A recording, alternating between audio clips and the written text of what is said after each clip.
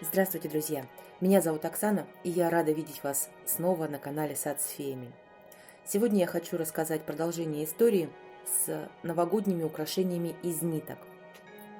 Вообще, шары из ниток – это очень старый вид творчества, который чаще всего используется при изготовлении каких-то декоративных композиций и абажуров. В принципе, все разнообразие обычно заключается в плотности намотки и качестве нити, будет она более тонкой или толстой. Мне захотелось добавить что-то свое.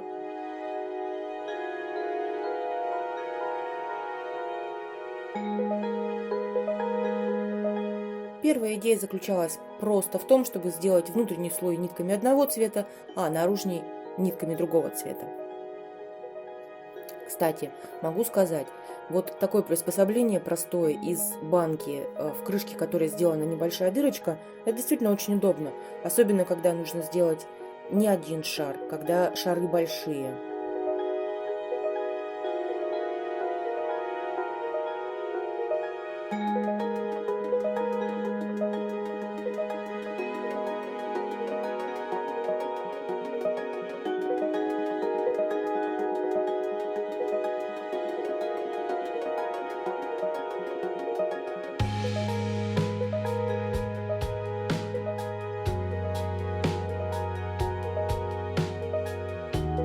Вторая идея заключалась в том, чтобы как-то разнообразить рисунок нитей.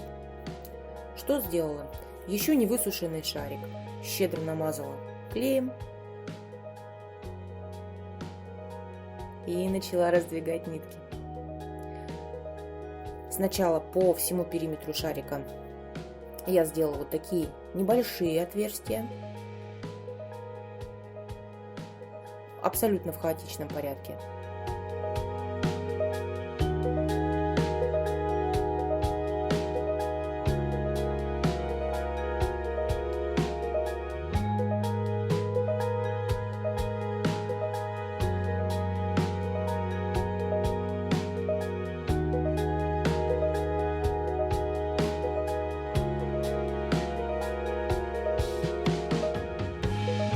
А затем в каких-то случайных местах начала увеличивать эти отверстия, раздвигая нитки еще больше.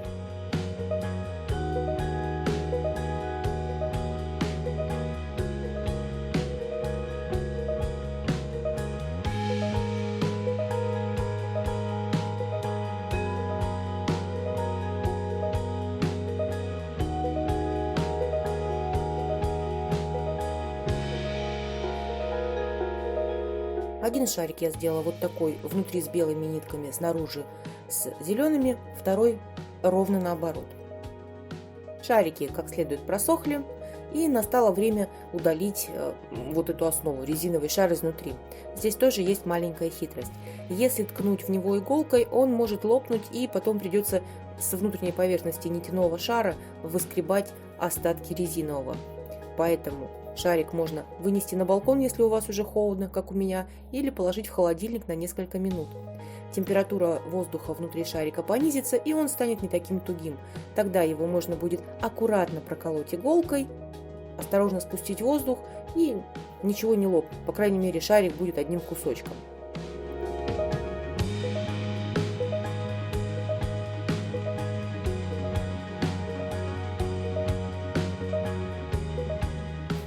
И, подводя итог моему маленькому эксперименту, могу сказать следующее. Во-первых, шарики действительно выглядят разного цвета изнутри и снаружи, и это интересно, это можно как-то использовать и обыгрывать. Второе. Отверстие в переплетении ниток, которые я делала, хаотично достаточно, можно организовать в какой-то узор типа кружевного, и это тоже может быть интересно. Для чего можно это использовать? Можно объединять между собой несколько таких шариков и, например, пропустить между ними какую-нибудь мелкую гирляндочку светодиодную. Можно вырезать отверстие, сделать в таком шаре рождественскую, пасхальную, да, собственно говоря, любую другую композицию. И это тоже интересно. В общем, с этим рецептом я еще буду работать. Я обязательно из него что-нибудь придумаю. Ну, вы знаете, фантазия это буйная.